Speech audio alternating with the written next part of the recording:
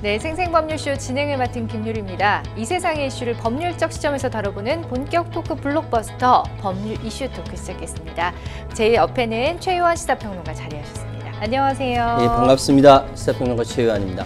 네, 자 오늘도 최유한 평론가와 함께 다양한 이야기들 풀어내 볼 테니까 여러분 많은 시청 바랍니다. 또 지금 이 방송은 유튜브 통해서도 실시간으로 방송되고 있거든요. 많은 시청 부탁드리고 또 궁금한 사항이라든지 함께 나누고 싶은 이야기들 댓글로 남겨주시면 저희가 실시간으로 답변도 해드릴 테니까요. 많은 참여 부탁드리도록 하겠습니다. 자, 그럼 법률 이슈 토크에서 나눠볼 이야기들 어떤 내용인지 미리 만나볼까요? 돌 계란 투척, 불매운동, 반일 들끓는 중국. 세계는 소리 없는 AI 전쟁 중 4세대 걸그룹 효과 엔터주 들썩. 자, 오늘도 이렇게 정치와 또 엔터테인먼트와 여러 가지 또 다양한 이야기들을 나눌 예정인데요. 앞으로 계속해서 시청해 주시고요. 여러분은 지금 생생법률쇼와 함께하고 계십니다.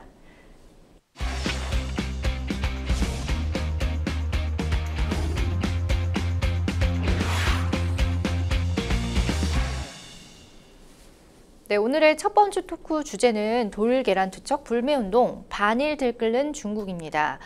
일본의 후쿠시마 제1원자력발전소 오염수 해양 방류 개시 이후에 중국 내 반일 감정이 격화하고 있다고 합니다. 자, 일본인 학교에 돌이나 달걀을 투척하는 사례까지 잇따르고 있다는데 무슨 내용인지 보겠습니다. 방류와 아무 관계없는 무고한 학생들이 다니. 근데 중국 내에 있는 일본인 학교예요. 네. 여기에다가 중국인들이 화가 난다고 뭐 계란 던지고 돌 던지고 항의 전화하고, 그래서 일본 정부가 아닌 일본인 전체를 문제 삼는 일이 지금 중국에서 벌어지고 있습니다. 물론 한국에도 막 화가 나서 이렇게 시위하는 사람들은 있는데 일본인을 적으로 삼고 있지는 않거든요. 그렇죠. 일본 국민들이 뭔 죄가 있습니까? 기시다 정권이 잘못한 거지.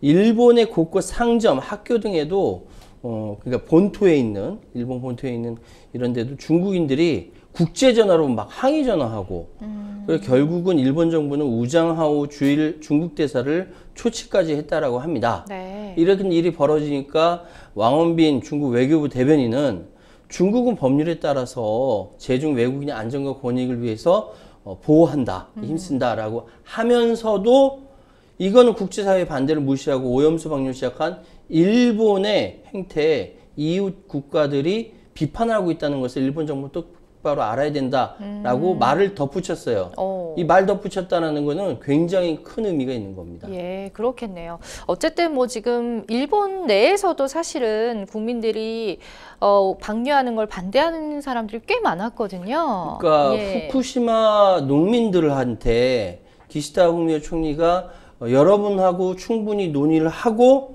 그 다음 방류를 하든지 하겠습니다라고 약속까지 했었단 말이죠. 그런데 그러한 목소리를 싹 거세해버리고 일방적으로 진행해버린 거거든요. 네. 그러니까 후쿠시마에 있는 어민들, 라든지 그 주변에 있는 시민단체 시민들 화가 막 나서 일본 사람들은 정부에 보통 항의하지 않습니다. 네. 잘 항의하지 않는 편이에요.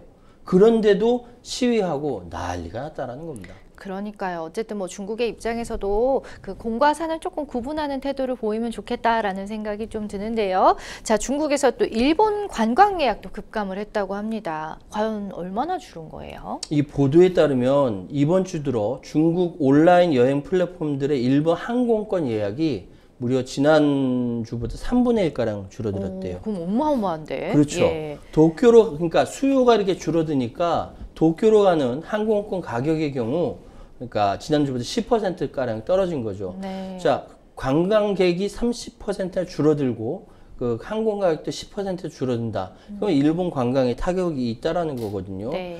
근데 한국은요, 지금 코로나19 발생 이전에 2019년보다 지금은 한 62%까지 그 수준이 회복한 데에 비해서 중국과 일본 간의 이 두 항공 노선표는 2019년에 지금 40%에 머무르고 있습니다. 만약에 오염수 방류 사건이 없었다고 한다면 쭉 올라갔을 거라는 생각이 들거든요. 예. 지금 보니까 일본 단체 관광, 왜냐하면 요우커라고 하죠. 유커라고도 하고, 네. 지금 해외 관광을 허락을 했어요. 중국인 관광을 했기 때문에 우리나라도 유커마지 준비하고 난리가 났는데 일본 같은 경우는 워낙 오는 사람들이 많았기 때문에 기대를 많이 했었다라는 것이죠.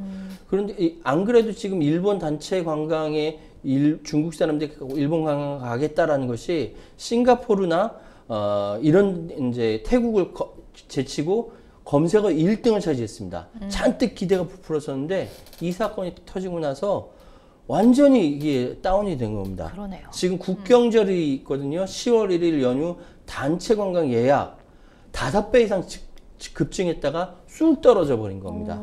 이만큼 중국인들의 일본에 대한 뭐랄까 이 유감, 네. 감정은 극도로 도달해 있는 것 같고 그래서 실제로 돈 들여서 관광 가는 것도 끊어버린 상황입니다. 그렇군요. 일단은 그 중국이 수요가 어마어마하기 때문에 그 정도로 급감했다고 하면 타격이 여행업체도 그렇죠. 너무 크고 또 농민들도 그렇고 일본 자국민들에게 여러 가지로도 타격이 참 큰 상황인 것 같습니다.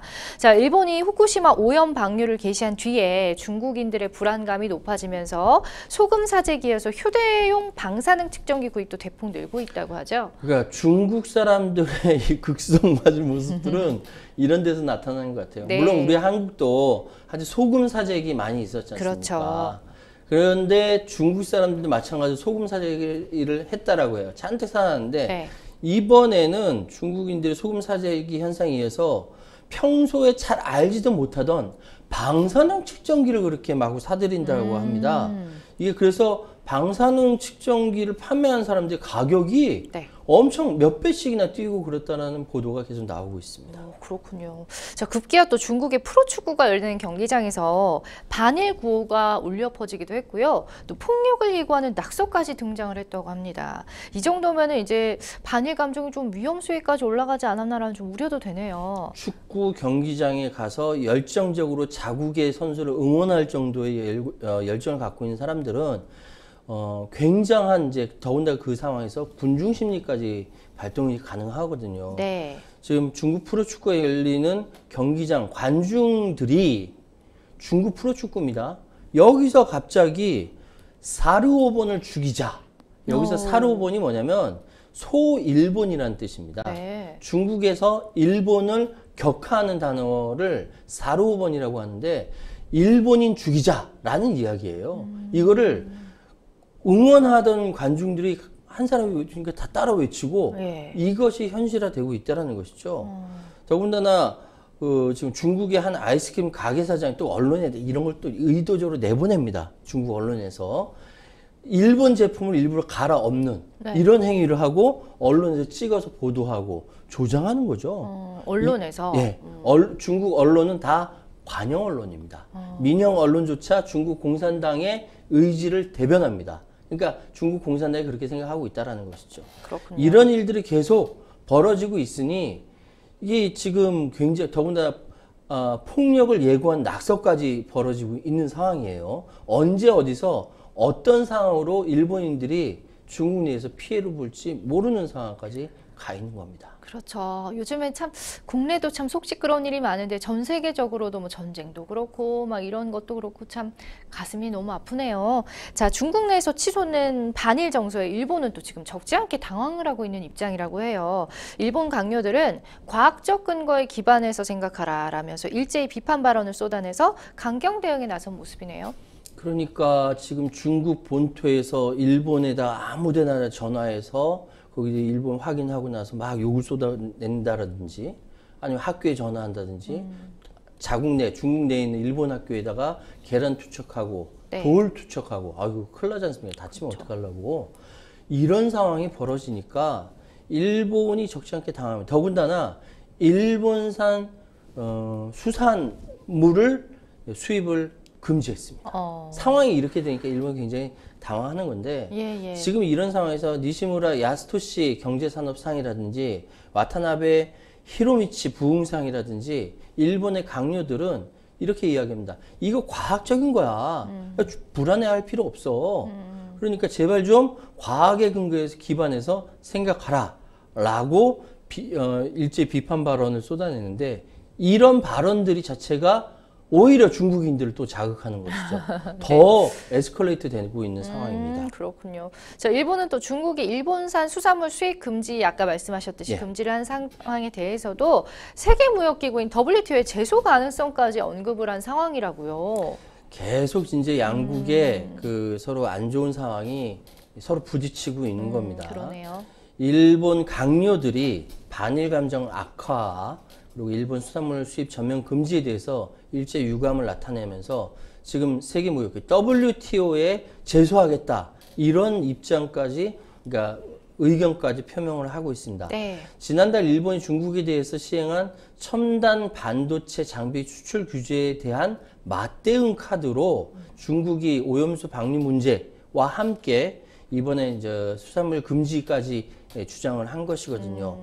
이러다 보니까 양쪽에서 계속 이렇게 서로 부딪히는데, 아마 이것이 일본이 중국에 대한 하이테크 수출 규제를 풀면 중국 측도 그것을 오염수 대응을 좀 완화하려고 하는 카드까지 등장하는 거 아니야. 그러니까 어떤 한 국가가 다른 국가에 대해서 외교적인 행위를 할 때 단 한 가지 이유 가지고 하지 않습니다. 네. 이걸 통해서 우리가 이익을 극대화할 수 있는 것이 뭐지? 라고 하면서 오염수 방류, 이 문제 있네.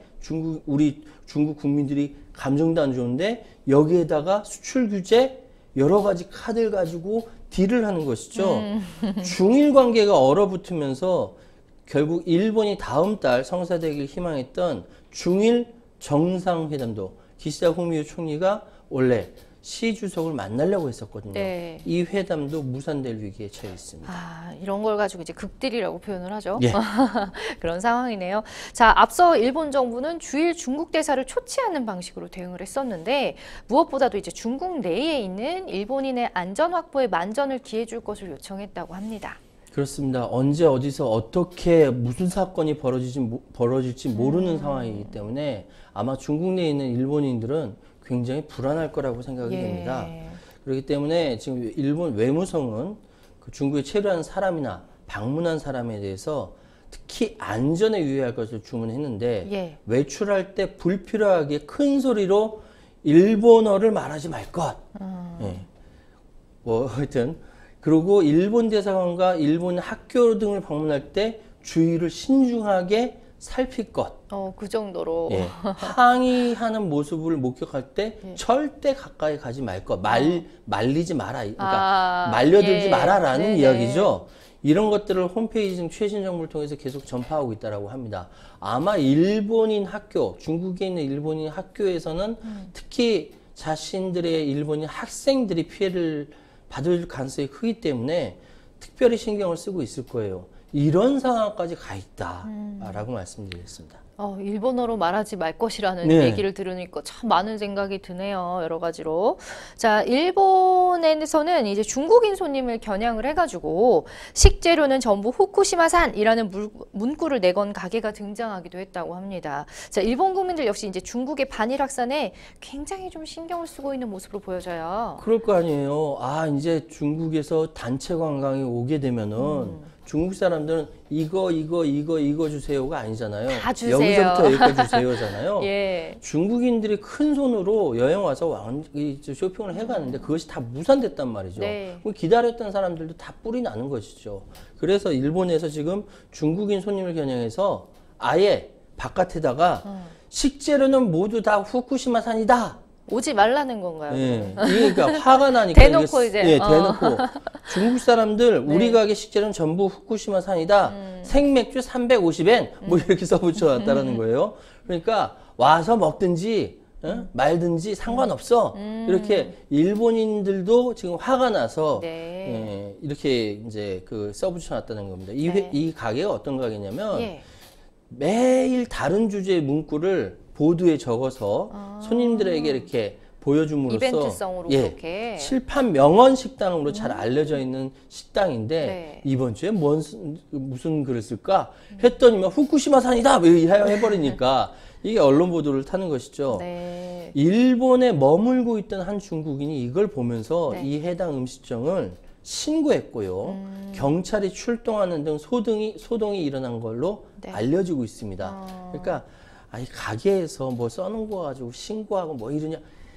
지금 상황이 너무 안 좋은 상황이고 기분이 예. 다 잔뜩 나쁜 상황에서 다들 예민해져 있는 그렇죠. 상황이니까. 예민해져 있으니까 부딪힐 수 있는 것이죠. 그렇겠네요. 자, 문제는 또 중국인들의 반일 정서가 2012년 때처럼 고조되고 있다는 점인데요. 자, 당시의 사태가 재현될 수 있는 불안감이 커지고 있다고 하는데 그때 어떤 일이 있었던 거죠? 중국과 일본이 소위 얘기해서 영토 갈등을 벌어졌었거든요. 네. 그게 센카쿠 열도, 중국명으로는 다오위다오 섬을 두고 기억납니다. 2010년과 예. 2010년에 정면으로 부딪혔고 2012년에 이런 조어조 사태가 벌어진 것이죠. 네. 이때 중국에서 일본 차를 불태우는 격렬한 시위가 있었습니다. 예. 근데 만약에 상황이 이게 악화되면 지금도 이런 일이 벌어질 수 있다. 지금 뭐 이미 한번 커다란 반일 시위가 있었기 때문에 그때 중국에서 대규모 반일 시위 벌어졌었고 일본 단체 여행 취소됐었고 히토류 수출도 금지됐었고 이런 일이 있었죠. 그러니 사람이라는 것이 이게 뭐 감정적인 동물이다 보니까 네. 그 상황이 다시 반복될 수도 있다. 다들 그렇게 걱정하고 있는 겁니다. 그렇군요. 자, 또 다음 달에 중국의 또 굵직한 역사적 기념일이 다가오면서 또 긴장감이 또 고조가 되고 있다고 하는데 어떤 날인가요? 이게 이제 9월 11일이 네. 미국에서는 9.11 테러가 있었던 날이지만 그렇죠. 일본 정부가 2012년에 센카쿠 열도를 국유화하는 날이었습니다. 이걸 중국인들은 기억을 하고 있습니다. 예. 또 9월 3일은요, 중국의 항일 전쟁 승리 기념일입니다. 일본과 중국이 서로 싸워서 일본이 이겼다. 네. 그것이 9월 3일 날 기념일로 지내고 있고요. 9월 18일은 만주 사변의 계기가 되었던 류타오후 사건 기념일입니다. 이 류타오후 사건이 어떤 거냐면은 네. 사실 일본군이 만주 사변을 일으켜서 쳐들어왔는데 네. 그 계기가 바로 류타오 사건이에요. 몇몇 사람들이 봉천성 인근의 류타오에 철로로 폭파시켰어요. 철로로 폭파시키고 이게 일본 사람들이 자작극으로 벌인 겁니다. 이걸 계기로 중국이 한 거다라고 해가지고 출동한 겁니다. 그래서 만주사변이 벌어진 것이죠. 이 날이 1931년 9월 18일이에요. 그러니까 네네. 9월 달에 일본과 많네요. 관련돼서 일들이 쫙 몰려 있는 겁니다. 네. 그러니 긴장 안 할 수 없잖아요. 그러네요. 그때마다 시위할 것 같다라는 생각이 드는 것이죠. 예. 자, 또 중국 정부가 수산물 수입 금지 외에도 추가적인 조치를 취할 방법 전망이다라는 보도가 나오고 있는데요. 어떤 조처를 취할 것 같아요? 이게 걱정이 예. 되는 것이 이제 보통 국가 간의 갈등이 있으면 우리나라도 마찬가지고 네. 여론전부터 펼치지 않습니까? 자국 내에 있는 국민들한테 막 흥분시키고 막 해서 여론을 막 또 특히 다른 국제사회에다가 호소하고 해서 여론전부터 합니다. 그러니까 이것이 국제적으로 번져나가면서 경제 제재까지 가게 됩니다. 그리고 그 다음 등장하는 게 뭐냐면 군사적 대응입니다. 지금 다각도 차원에서 중국 정부가 오염수 사태 대응 방안을 검토 중이라고 합니다. 네. 지금 중국이 가진 인공위성 등을 통해서 오염수 방출의 유해성을 입증할 수 있는 데이터나 영상 제공 여부를 검토하고 있다라고 해요. 그러니까 한판 뜨자 이거죠. 이런 상황까지는 또 충분히 중국 입장에서는 그럴 수 있다고 생각해요. 네. 우리나라도. 우리나라 얘기는 여기서 하지 맙시다. 너무 골치 아프니까. 그런데 태평양 연안에 있는 피해국들하고 같이 연대할 수도 있는 것이고. 근데 더 문제는 뭐냐 하면은 여기서 국제사회와 공동으로 일본 수산물에 대해서 수입을 금지하거나 또는 투자를 제한하는 경제 제재를 검토할 수 있다. 이런 이야기까지 나오고 있는 것이죠. 근데 더 걱정되는 건 군사 대응이라는 것이죠. 그게 제일 걱정이에요. 예. 자, 지금 뭐 일본이 방출한 핵 오염수가 일본 주장에 의하면 과학적으로 문제가 없다라고 하고는 있지만 혹시나 만약에 이제 국제 기준을 초과하는 등 최악의 상황이 닥친다면 이것을 생화학 무기를 이용한 군사적 공격으로 간주하고 중국과 러시아가 연합해서 군사적으로 대응해 볼 수도 있다. 이런 주장까지도 중국 내부에서 나오고 있다고 하는데 이게 참 너무 간 얘기이기도 하지만 이렇게 된다면 진짜 최악의 상황 아닌가요? 이 보도는요, 중국 지방에 있는 가이샨 신보라는 지방 언론사에서 보도가 된 겁니다. 지방 언론사에서 네. 만약에 국제 기준을 초과한다면 이거는 일본이 인근에 있는 나라에 대한 생화학 공격이다. 네. 생화학 공격이라는 건 군사적인 대응이기 때문에 우리도 군사적으로 대응해야 된다라는 주장입니다. 이게 중국의 지방에 있는 매체에서 뭐 가이샨신보, 중화망이라고도 하는데, 그런데 문제는 뭐냐면 제가 아까 말씀드렸죠. 중국은 공산주의 국가입니다. 네. 여기는 언론 자유가 없어요. 다시 한번 말씀드리면 언론 자유가 없는 나라에서 지방 언론이라 하더라도 이렇게 보도가 났다라는 것은 이건 중국 정부의 의지가 반영된 것 아니냐. 아까 우리 진행자님이 예. 너무 나간 얘기 아니냐라고 말씀하셨는데 맞아요. 너무 많이 나간 거 맞습니다. 그런데 중국의 언론 자유가 없는 곳에서 이렇게 나왔다라는 것이 심상치 않다라는 것이죠.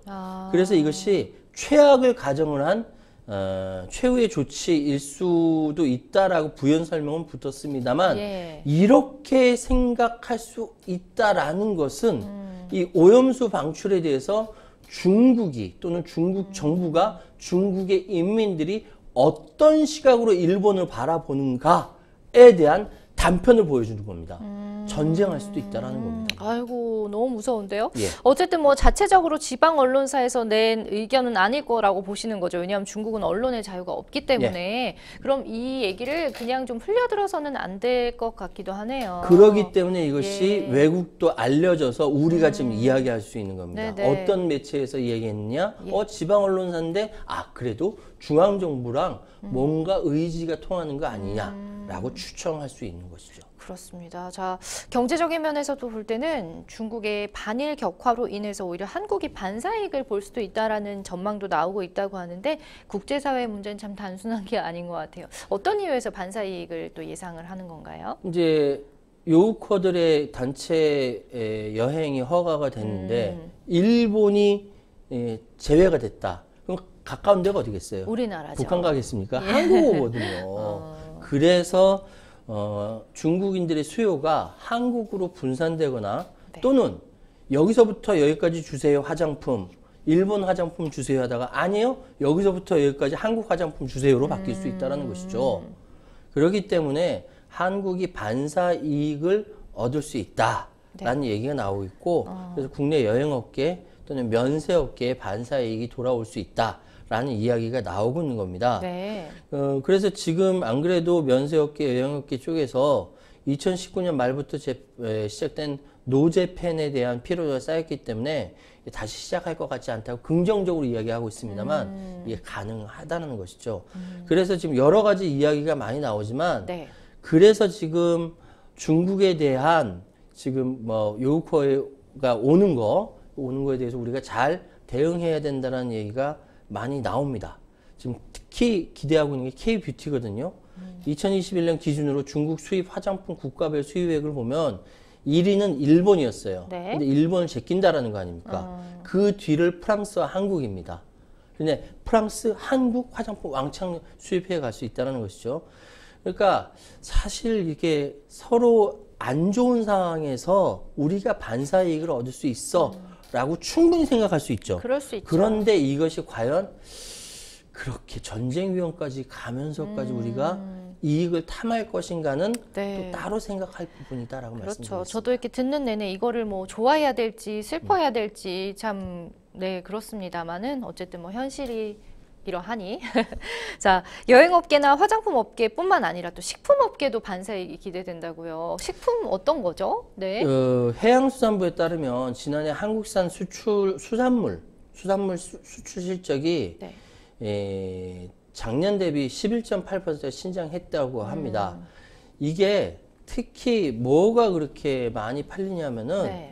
김이래요, 김. 김. 네, 김이 많이 팔린답니다. 네. 저는 이거 뭘로 보냐면 우영우 효과로 봐요. 네. 이재만 네. 변호사 우영우 드라마가 전 세계적으로 히트치면서 네. 김밥 이렇게 됐거든요. 아마 이런 영향이 있지 않을까라고 하는데 네. 어쨌든 일부 기업들은 혹시라도 일본 오염수 방류로 인해서 중국 수출 등에 불똥이 틀까 염려해서 주시를 하고 있는데 오염수 방류가 오히려 인근 연에 생산되는 국내 수산물이 네. 타격이 입을 수 있다라는 우려까지 하고 있다고 합니다. 어쨌든 그럼에도 불구하고 반일, 중국에서는 일본 제품 안 쓰겠다라고 하고 그럼 대체가 어디야? 한국 수산물 있잖냐. 아직까지 그렇게 생각할 수 있다라고 바라보는 것입니다. 네, 충분히 뭐 그런 예측을 해볼 수는 있을 것 같습니다. 자, 반일로 지금 들끓고 있는 중국, 과연 어디까지 확산이 되고 언제까지 계속될 것이라고 보시나요? 사실 이 문제는 뭐 점쟁이가 아닌다면 알 수가 없는 그렇죠. 상황이고요. 네. 근데 정확한 거는요. 국제사회 간에 벌어진 외교적인 이 갈등은 결코 단순하지 않습니다. 일본이 저렇게 해양 오염수를 방류하는데 그리고 강력하게 중국에 대해서 대응하고 중국 역시 대응하는 것은 네. 단순한 오염수 방류 문제가 아니라 2005년 이후로 군사 대국화되면서 동아시아 패권을 노리는 일본의 길을 꺾어놔야 한다라는 중국의 전략적 판단이 여기 있는 거죠. 자칫 잘못하면 일본과 중국 간, 중국과 일본 간의 이 전략적 대결 가운데 한국도 휘말려 들어갈 수 있는 거예요. 더군다나 한국이 한미일 3국 간의 이 회담을 하면서 나온 결과물이 있기 때문에 우리가 피해를 볼 수도 있는, 덩달아 피해를 볼 수 있는 거거든요. 중국이 저렇게 강력하게 나오는 것이 단순히 오염수를 버렸기 때문에 그런 것이 아니다. 이건 동북아시아 패권을 둘러싼 하나의 꼬투리가 된 것이다. 예. 라고도 생각할 수 있습니다. 그렇습니다. 이 강 건너 불구경만 하고 있을 수는 없는 이유가 바로 이게 아닐까 싶습니다. 맞습니다. 자, 첫 번째 법률 이슈 토크 만나봤고요. 여러분은 생생 법률쇼로 함께하고 계십니다.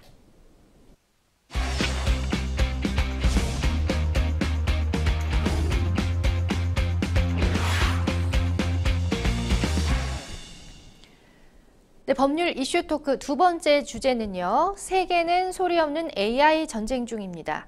인공지능 AI의 중요성이 점점 더 부각이 되고 있는데요. 글로벌 주요 기업들이 AI 인프라를 기반으로 다양한 AI 서비스 산업화를 추진하고 있습니다. 자, 챗 GPT의 등장으로 또 더욱 뜨거워지고 있는 그런 상황인 것 같아요. 제가 저번에도 한번 이 방송을 통해서 말씀드렸습니다만 네. 챗 GPT에다가 제가 궁금해하는 사항들 그리고 제가 썼던 그 소위 그 소논문을 페이스북에 올려놨었는데 그거 관련돼서 너는 어떻게 쓰는지 비교해보자 하고 질문했더니 이 친구가 와가지고 긁어갔다라는 거 아닙니까? 그 자기가 쓴 것처럼 똑같아요. 제가 굉장히 당황했거든요. 네. 그래서 페이스북에 있는 글을 내렸습니다. 지금 세계는 정말로 소리 없는 아우성으로 AI 전쟁 중입니다. 예. 인공지능이라는 것이 우리는 그냥 단순하게 기계가 알아서 해주겠거니 하는 정도가 아니라 사람의 패턴을 다 읽어서 이 사람이 원하는 것이 뭐지? 저 사람이 원하는 것이 뭐지? 최요한이 원하는 거는 뭐고 김유리가 원하는 건 뭐지? 알아서 맞춤형으로 다 이렇게 서비스를 해줄 정도로 네. 똑똑해진 정말 그 컴퓨터가 를 먼저 이렇게 선취하는 데가 앞으로 미래를 지배한다라고 해서 AI를 기업들이 마구 개발을 하고 있는 거예요. 그렇군요. 구글이라든지 아니면 MS라든지 이런 데서 각각 이런 AI가 가장 중요하다라고 해서 어쩌면 AI로 전쟁이 날 수도 있다는 생각이 들 정도로 네. 굉장히 지금 각국에서 각 기업에서 심혈을 기울이고 치열하게 싸우고 있는 것이 바로 이 AI 전쟁입니다. 미국과 중국의 패권 전쟁이요. 예. 이 배경에도 AI를 둘러싼 전쟁이기도 합니다. 근데 중국이 미국에 비해서 밀리지 않습니다. 왜냐하면 AI는 학습을 해야 성장하는데 중국은 개인 정보 보호란 개념이 없어요. 그래서 중국이 왕창 다 개인정보를 다 가져가지고 학습을 하고 미국이나 우리나라는 개인정보 보호가 있기 때문에 이 싸움에서 밀리는 겁니다. 이런 상황까지 국제적인 갈등까지 이 뒤에 배경이 있다라는 거 말씀드릴게요. 왜 얘기를 들으면서 상상을 하니까 이렇게 무서운 생각이 들죠? 네. 아니 터미네이터. 예, 그러니까 말입니다. 자, 국내에서도 대규모 AI 정책을 또 잇따라 내놓았죠. 어떤 내용인지 살펴보겠습니다. 지금 이 AI가 굉장히 중요하다, 인공지능이 중요하다라고 우리 정부도 알고 네. 또 우리 기업들도 알고 우리가 전 세계에 비해서 늦게 알지 않았어요. 빨리 한 편입니다. 그래서 이번에 데이터 3법을 개정해서 정보통신기술 산업 활성화에 대한 기반을 마련했습니다. 네. 그래서 2030년까지 디지털 경쟁력 세계 3위, 그리고 관련 경제효과 455조 원, 삶의 질 세계 10위를 달성하기 위한 인공지능 국가 전략, 이걸 대한민국에서 세운 겁니다. 전 세계 200개국이 넘는 나라에서 이렇게 인공지능 국가 전략을 내세운 나라가 많지가 않습니다. 예. 근데 우리는 그렇게 내세웠고요. 그리고 교육에서도 AI 디지털 교과서 개발을 2023년 9월부터 본격화하겠다고 선언했어요. 얼마 안 남았어요. 그리고 양자 기술도 다시 등장한다라고 하고, 그래서 A, B, C, D가 지금 중요하다라고 부각되고 있는데, A가 뭐냐면 AI, B가 바이오, C가 사이버, D가 디지털 산업입니다. 여기 바탕이요, AI입니다. 아, 그렇군요. 저 국내 AI 서비스 생태계가 사실은 좀 아직은 미흡하다라는 그런 지적을 좀 받고 있다고 하는데 어떤 점이 좀 상대적으로 부족한 걸까요? 그러니까 AI 서비스 생태계를 만들어가는 데 있어서 이제 통합적인 관점에서 접근을 해야 된다는 거예요. 그러니까 뭐 어플리케이션도 표준화로 만들어야 되고 뭐 여러 가지 이야기를 하는데, 정부가 이 생태계 표준을 만들어줘야 민간에서 AI 서비스로 활성화할 수 있는데, 네. 지금 정부가 해야 할 일이 바로 이런 일이거든요. 그러니까 전 세계적으로 AI 전쟁이 벌어지는데, 그러면 우리 한국이 잘 할 수 있는 일이 무엇이냐 해서 거기에 맞춤형으로 표준안을 만들고 통합적으로 어떻게 지원해야 한다라고 해야 하는데, 이 부분에서 아직까지 좀 부족하다라는 이야기가 나오고 있는 겁니다. 왜 부족한지는 잘 모르겠습니다. 예, 우리 시청자 여러분께서는 아마 아실 것 같아요. 예, 제대로 일 안 하고 딴짓하고 있으면 부족하겠죠. 네. 자, 국내 기업들은 이제 또 돌파구를 마련해 나가고 있는데요. 미국의 주요 빅테크 기업과 초거대 AI 구축을 위한 전략적 동맹을 체결하는 움직임을 가속화하고 있다고요? 그렇습니다. 지금 한국어 내지 한국어 특화만 된 모델만 가지고는 확장성이 크지 않다. 그렇기 때문에 국제적으로 세계적으로 유력한 회사와 함께 글로벌 시장 진출을 해야 한다는 차원에서 네. 여러 우리나라의 대기업들이 AI 사업에 뛰어들고 있습니다. 예를 들어서 SK텔레콤 같은 경우는 초고대 AI인 A.을 개발했습니다. 이미 개발했어요. 그러면서 도이치텔레콤이라든지 싱텔이엔이라든지 총 12억 명 억명에 달하는 사용자를 보유한 통신사를 묶어서 공동 플랫폼을 구축하겠다는 목표까지 내세웠습니다. 이렇게 목표를 내세운 것은 구체적으로 현실적으로 들어가고 있다는 얘기거든요. SK텔레콤 이미 들어갔고, 또 LG텔레콤도 초거대 AI 엑사원을 이제 개발을 했습니다. 네. 이 지난 4월에 MS랑도 손을 잡았어요. 그 카카오 역시 초고대 AI 코어 GPT 2.0을 자체 개발했어요. 그러면서 여러 가지 외부 모델을 적극적으로 도입하고 있다라고 합니다. 네. 뭐 여러 가지 이제 더 복잡한 이야기들이 많은데, 어쨌든 우리나라 대기업들도 이 AI 시장을 놓칠 수 없기 때문에 초고대 AI 만들어서 개발해서 외국 회사와 기술력 있는 외국 회사에 합작해가지고 이 AI 생태계를 계속적으로 만들어가는 데 있어서 노력을 하고 있다. 우리 아직 늦지 않았다라고 말씀드리겠습니다. 아, 그렇군요. 자, 국내에 그런데 AI 인재가 부족해서 기업들이 AI 인재 영입에 되게 난항을 겪고 있다고 합니다. 네. 왜 이러한 상황이 벌어지는 거죠? 사실 인공지능이라는 것이 우리 생활에 들어온 지 얼마 되지는 않았지만, 네. 인공지능에 대해서 연구가 되어 온 것은 오래전부터 연구가 되어 왔습니다. 근데 아시다시피 우리 이 대한민국은 제조업 국가예요. 네. 뭐니 해도 제조업이 탄탄한 국가고 IT로 성공한 것이 얼마 되지 않았습니다. 그렇죠. 그런데 여기에서부터 시작한 AI 전문가가 많아야 얼마나 많겠습니까? 그러니까 최근 대기업에서 AI 총괄 채용해서 사람을 이제 스카우트하는 거죠. 네.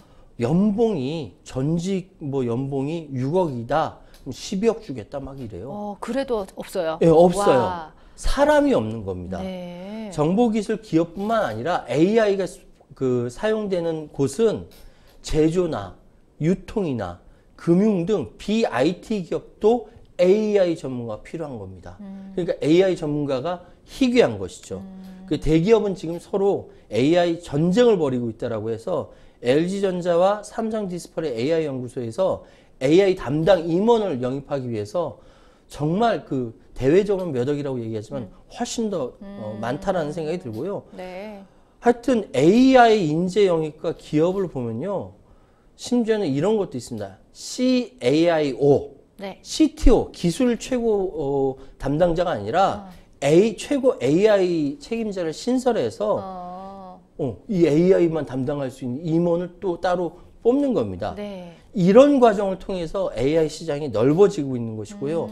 AI 인재를 뽑기 위해서 이제 국내뿐만 아니라 해외에 있는 외국에 있는 AI 인재도 뽑아서 국내에서 사업을 할 정도로 넷플릭스 같은 경우는 지난달 연봉이 12억이랍니다. 네. 그 머신러닝 플랫폼 매니저 구인 공고를 했는데 12억을 예, 연봉으로 그만큼 준다고. 또 가치가 있다는 거겠죠. 가치가 있는 거죠. 네. 이렇게 되면서 우리나라 내부에서는요, 네카라베, 네이버, 카카오, 라인플러스, 배민 네. 등에서 등 이제 IT 대기업과 삼성전자, SK텔레콤 등이 이제 조직 관리 강화하고 개발자 소통과 조직 문화를 전담하는 데브렐이라는 팀을 네. 기존 인사 업무에서 분리해서 AI 쪽으로 특화된 인사 관리팀을 만든 거예요.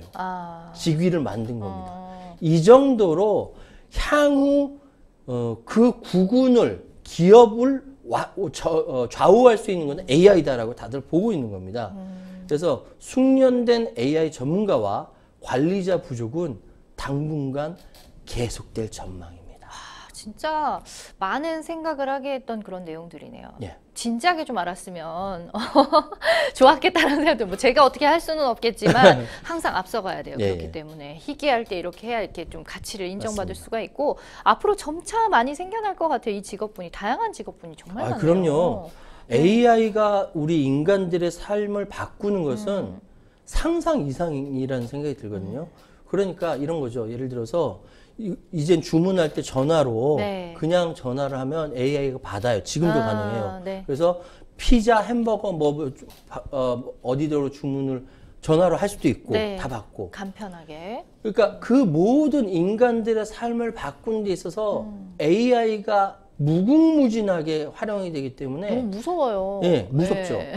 그렇기 때문에 이미 일찌감치 AI 윤리규범도 제정되어 있는 것이고 여기에 대해서 도덕 가치라든지 이런 것까지 다 돼 있는 거죠. 네. 그렇다고 한다면은 우리 생활 속에 뭐 예를 들어서 그런 겁니다. 이 연말에 이거 주문하실 때 네. 이런 것들이 어떨까요? AI가 그 당신의 취향을 고려해서 마음에 딱 알맞는 거를 권유를 해줍니다. 네, 사람보다 낫다고 사람보다 생각할 수 있죠. 낫죠. 그러니까 배달 음식 골라주죠. 연말 정산할 때 이게 어떻게 하냐. 상담도 해요. 웬만한 기업들이요. 네. AI가 채팅으로 상담도 합니다. 이런 상황까지 왔으니 AI가 정말로 기업에서 꼭 필요한 것이죠. 이렇게 바뀌고 있다라고 말씀드리겠습니다. 나중에는 그 인간미가 항상 그게 관건이었잖아요. 인간미가 예. 부족한 것이. 그런 것까지 이제 만약에 첨가가 된다면은 진짜 앞으로 미래가 어떻게 될지는 모르겠습니다. 그러니까 네. AI가 공부하는 분야에 예. 인간 심리학도 같이 공부합니다. 그렇기 네. 때문에 근데 그 심리학을 공부한다고 해서 그 심리를 이해한다는 것이 아니라 이러한 상황에서는 이러한 심리가 작동된다라는 걸 퍼센테이지 내서 네. 그 가능성에 확률적으로. 대해서 하는 거죠. 확률에 대해서. 그러니까 사람에 따라서는 우리 외로운 할아버지 할머니 같은 경우는 아유 우리 자식 새끼보다 낫네. 이런 얘기가 나올 수밖에 없는 것이죠. 그렇습니다. 자, 아무래도 첫 GPT 등장 이후에 AI 서비스 산업이 생활 속으로 더 밀접하게 좀 파고들었지 않나 싶은데 정말 많은 곳에서 쉽게 지금 현재 또 이용이 되고 있는 상황이죠. 그렇습니다. 그러니까 방금 말씀드렸던 배달에도 그렇고요. 네. 뭐 심지어 정신 상담. 그러니까 지금 군사 쪽으로는 가장 많이 활용되고 있어요. 그것이 좀 슬픈 일이긴 합니다. 예, 군사 쪽으로 가장 많이 활용되고 있고 네. AI가 우리나라의 미래를 좌우한다라고 다들 그렇게 이야기합니다. 맞는 얘기예요. 네네. 데이터도 되게 중요하고 산업 경쟁력 제고도 굉장히 중요한데 이런 것들 다 기본적으로 가지고 있어야 AI를 가지고 우리가 나라가 발전이 가능한 겁니다. 그래서 AI 분야에 다행히 대한민국이 외국에 비해서 늦지가 않았다라는 거예요. AI에 대해서 나름 연구를 많이 했다라는 것이죠. 네. 다만 지금부터라도 AI에 대해서 더 속도를 늦추거나 투자를 효율화하지 않는다면 결국 엄청난 자본력과 속도로 격차를 벌린 글로벌 기업에 밀릴 수밖에 없다. 네. 그렇기 때문에 우리 생활 속에 들어온 AI에 대해서 우린 충분히 활용을 하되 거대한 담론까지 고민할 수 있다 이렇게 말씀드리겠습니다. 그러니까요. 그래서 그런지 이제 우리나라의 경우에 이제 글로벌 빅테크 기업과 초거대 AI 규모로 경쟁을 하기보다는 오히려 산업별로 이제 버티컬 AI 서비스로 승부를 봐야 된다라는 그런 또 얘기도 나오고 있다고 해요. 그러니까 예를 들어서 지난번 다들 아시겠지만 챗GPT가 나오는데 3개월 만에 1억 명의 사용자를 모았어요. 네. 그 가운데 제가 들어간 겁니다. 그러면 우리는 효율적으로 생각해야죠. 우리 한국 사람들이 굉장히 잘 생각하는 게 빨리빨리 문화지 않습니까? 그 과거에는 문제였었는데 빨리빨리 어떻게 해야 되냐면은 그러한 커다란 외국의 그런 기업과 제휴하고 기술 제휴하고 단 데이터 주권 생각하고 종속되지 않나 해서 서로 윈윈하는 방향으로 이 AI 영토를 넓혀가는 것 이것이 굉장히 중요하다는 것을 우리 정부가 먼저 알아야 되고 기업들은 이미 알고 있습니다. 그렇습니다. 자, 이렇게 해서 세계 없는 그야말로 소리 없는 AI 전쟁이다라는 말이 왜 나오는지를 저희가 또 확실히 알아봤습니다. 자, 여러분은 생생법률쇼 함께하고 계십니다.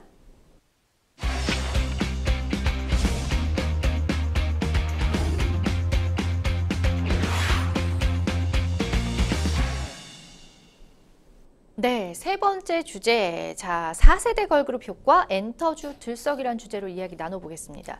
올 한 해 2차 전지 말고 볼 게 없다는 주식시장에서 엔터주가 선전을 이어가고 있다고 해요. 자, 엔터주를 들썩이게 하고 있는 주역, 바로 4세대 걸그룹이라고 하는데 우리 시청자 여러분은 잘 모르실 수도 있으니까 우리 또 걸그룹 잘 아시고 계신, 꿰뚫고 계시는 최한 평론가님께서 소개해 주면 4세대 걸그룹 어떤 그룹들이 있죠? 제 딸이 네. 그 좋아하는 중고등학생이기 때문에 잘 아는 거예요. 얼굴이 왜 빨개지신 거죠? 아니, 딸이랑 이야기를 하려고 하다 보니까 알 수밖에 없었습니다. 좋은 아빠세요. 지금 대한민국의 4세대 걸그룹이 전 세계를 휩쓸고 있어요. 대표적으로 보면은 아이브라든지 그러니까 블랙핑크, BTS 빼놓고요.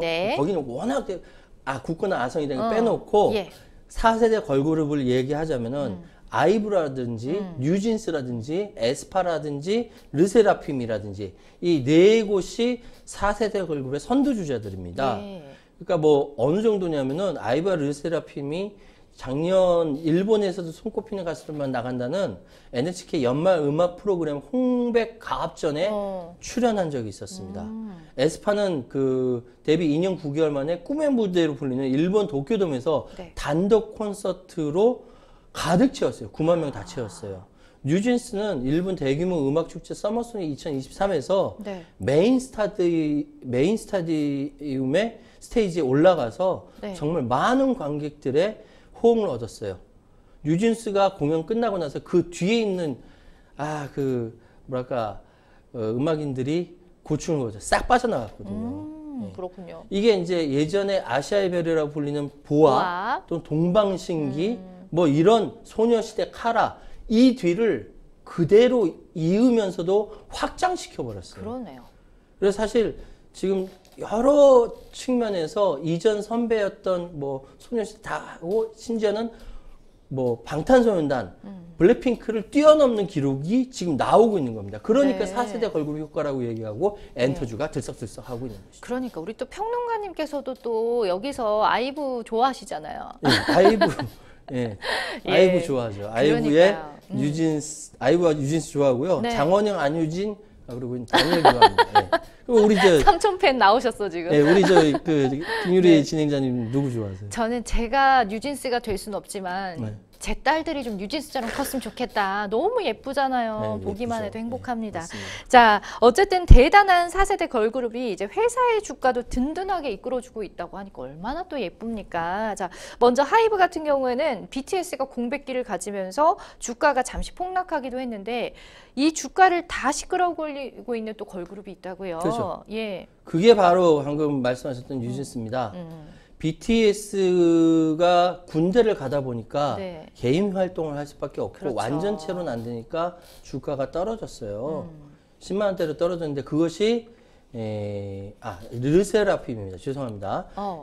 꼭 집어서 다시 잘 얘기해요. 다시 말씀드려요. 중요해요. TXT, 네. 투모로우바이 투게더하고 르세라핌입니다. 여기서 활약을 하게 되니까 다시 30만 원대로 올라간 거예요. 그 스포티파이 글로벌 스트리밍에서 전국 대비 76.7, 31.9% 성장을 해버린 겁니다. 그리고 BTS, 썩어도 준치라고요. BTS는 완전체는 안 돼요. 왜냐하면 군대 갔으니까. 네. 예, 진하고 호비가 군대 갔으니까. 그런데 네. 지민 나와서 솔로 활동하죠. 예. 정국 나와서 솔로 네. 활동하죠. 슈가 전 세계 돌면서 공연하죠. 이 효과가 여전한 겁니다. 그래서 하이브가 이렇게 조금 이렇게 좀 떨어진다라고 생각했던, 주가가 떨어진다고 했던 사람들이 다시 이렇게, 입이 이렇게 벌어지고 있는 겁니다. 보이그룹 넥스트도어를 시작으로 하반기엔 또 플레이디스라는 보이그룹, 네. 또 미국 걸그룹이요. K-팝인데 미국인 걸그룹이 공개를 앞두고 있는 거예요. 네. 그리고 또 한 가지, 우리 와이프도 이제 여기 팬클럽이긴 한데, 하이브가 운영하는 팬 커뮤니티 플랫폼 위버스라고 있습니다. 네네. 위버스에서 콘서트 보고요. 다 할 수 있거든요. 네네. 여기에서의 위버스의 활약도 만만치 않습니다. 그렇기 때문에 지금 투자 의견으로 매수, 그리고 목표 주가로는 34만 원을 유지하고 있다. 지금 주식시장에서 계속 그런 얘기를 하고 있습니다. 그렇군요. 자, 하이브 정말 대단한데 네. 여기에 또 가세에서 YG라든지 JYP 또 SM에서도 또 보이그룹, 걸그룹이 데뷔를 앞두고 주가가 상승하는 형상을 보이고 있습니다. 네, 예. 맞습니다. YG 엔터테인먼트에서 다음 달 말에 데뷔하는 여자 아이돌 그룹이 있어요. 지금 이름을 먼저 들었어요. 베이비몬스터라고 합니다. 그러니까 여기 YG 엔터 같은 경우는 블랙핑크 이후에 네. 글로벌 스타로 키우는 게 7년 만에 나타나는 거예요. 근데 베이비몬스터가 등장하는 것은 제가 이렇게 이름을 먼저 알지 않습니까? 네. 아직 데뷔 안 했어요. 네. 데뷔 안 했는데도 알고 있다는 것이죠. 그만큼 기대가 크네요. 충만하다는 것이죠. 그러니까요. 네. 또 JYP에서는요? JYP에서는 지금 올 하반기에 여자 아이돌 그룹으로 프로젝트 명이지만 네. A2K라고 있습니다. 예. 일본에서 활동하는 아이돌 그룹으로 만든 니쥬라고 하는데 프로젝트 시즌 2도 진행한다라고 네. 해요. 그러면은 우리 데뷔하기도 전에 이런 사람들을 안다라는 거는 나중에 확실하게 글로벌로 뛸 가능성이 크다라는 것이죠. 그러니까요. 또 SM에서도 또 라이즈라는 또 신인 보이그룹이 데뷔를 앞두고 있다고 하고 정말 많은 분들의 기대를 또 한 몸에 받고 있습니다. 자, 이렇게 회사의 주가까지 좌지우지하면서 글로벌 K-팝 열풍을 이끌고 있는 4세대 걸그룹의 열풍 과연 언제까지 이어질 것이라고 전망이 되나요? 전문가시니까. 아니 제가 그쪽 전문가는 아니고 네. 유심히 찾아봐야 되는 네, 상황이고 네. 경제에 영향을 미치니까요. 예. 지금 뉴진스, 아이브, 에스파 여자 아이들까지 모두 다 걸그룹이 멜론에서 일간 차트 1위까지 올랐습니다. 예. 그러니까 지난해 12월 19일 공개된 뉴진스부터 시작해가지고 올해 3월부터 5월 말까지 아이브가, 에스파가 그 뒤를 이어서 스파이시를 내놓고 뉴진스가 또다시 슈퍼사이즈 좋아요. 예. 4세대 걸그룹이 음원 차트에서 막강한 파워를 하고 있는데 네. 여기서 끝나는 것이 아니라 언론 보도는 거기서 끝나더라고요. 여기서 끝나는 것이 아니라 세계에 공연 다니고 있어요. 이것이 굉장히 파워풀하거든요. 예. 그렇기 때문에 이후에 정국이라든지 아이유라든지 계속 등장하니까 상당 부분 갈 것 같습니다. 상당 부분. 예. 알겠습니다. 자, 이렇게 해서 저희가 생생범쇼 어느새 벌써 마칠 시간이 됐는데요. 오늘은 최요한 평론가님과 함께 했습니다. 고맙습니다. 네, 감사합니다. 네, 저희 방송이 끝나더라도 법률적 상담 받고 싶은 분들은 계속해서 접수 받겠습니다. 아래 자막 나가고 있죠? 편하게 언제든지 연락 주시면 저희가 최고의 전문 변호사와 함께 무료로 상담 도와드릴 테니까 많은 참여 바랍니다. 네, 생생법률쇼 오늘 준비한 내용은 여기까지입니다. 시청해 주셔서 고맙습니다. 수고하셨습니다. 수고하셨습니다.